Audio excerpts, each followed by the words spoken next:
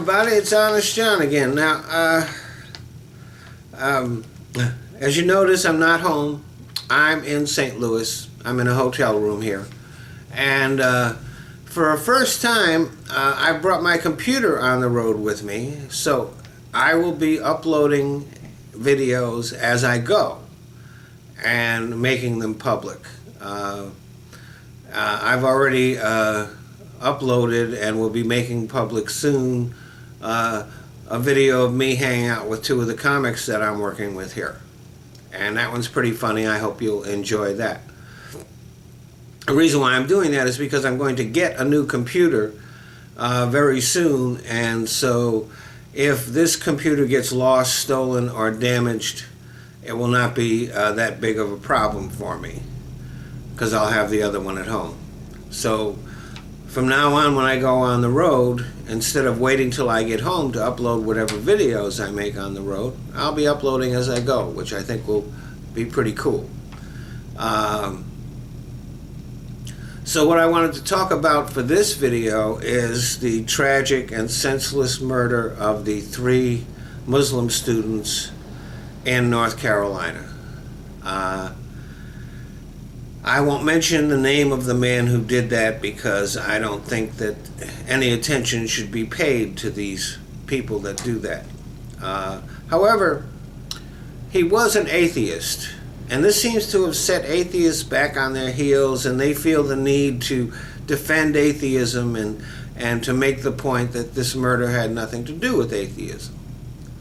It might have had something to do with his beliefs. There are some people who think it was a hate crime. But there are also reports that this was over a parking space.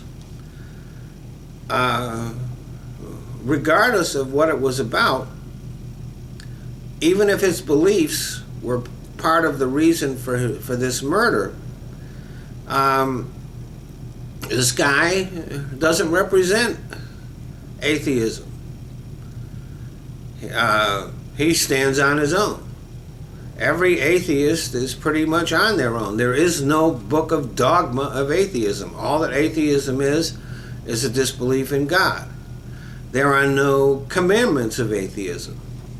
There is no book that we can go to justify the evil that an atheist does. If an atheist does evil, it's his responsibility. Unlike Christianity or Islam or any other religion, where they can commit these most horrendous acts and go to their sacred book and find scriptures that will say that this is not only okay, but it's actually what they should be doing, and it's making God smile. So, like I said, this guy was on his own. There was no atheist cell that he was in communication with, telling him that it was okay to do that.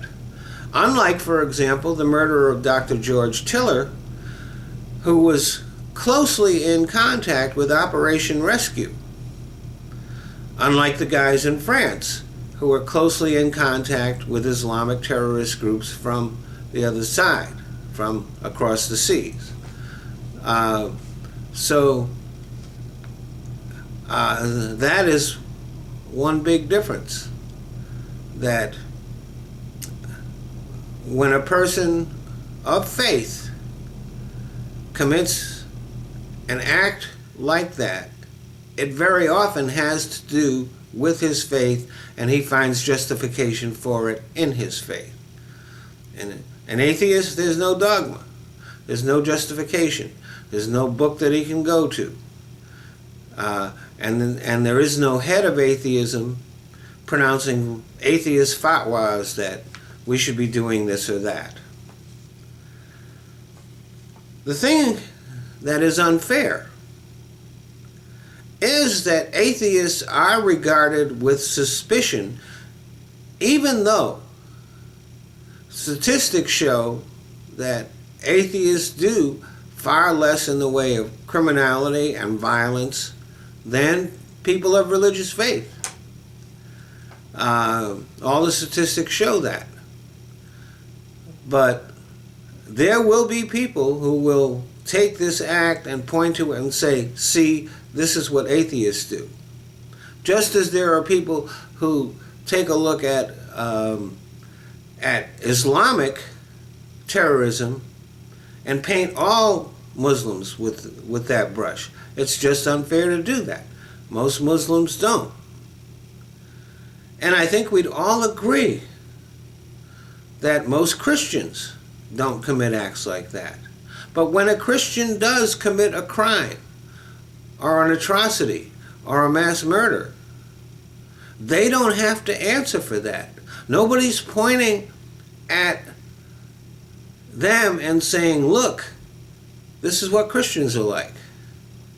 And it's unfair that they should be let off the hook for the things that Christians do, while minority faiths, people try to hold all of them to account for the bad things that their co-religionists or lack of religionists do. It makes no sense. Thanks for listening.